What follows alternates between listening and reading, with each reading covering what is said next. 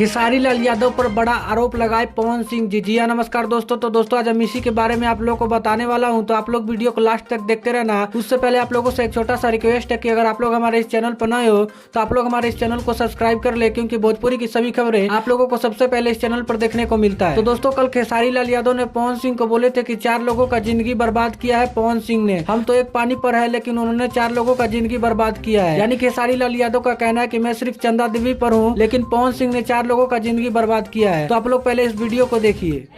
हम कम से कम एक बीवी पे तो रहता रहे। हमने अपने जीवन में 4 महिलाओं की जिंदगी बर्बाद तो नहीं की है ना।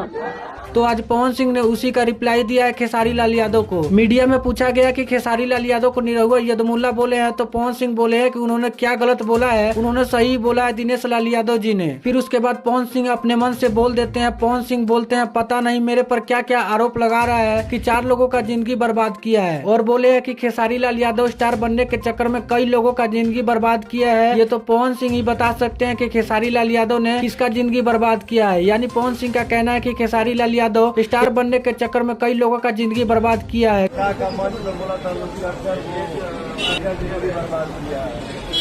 हम एक मुझे पता है ना किसके पास और किसके अंदर क्या सच्चाई और क्या नहीं है।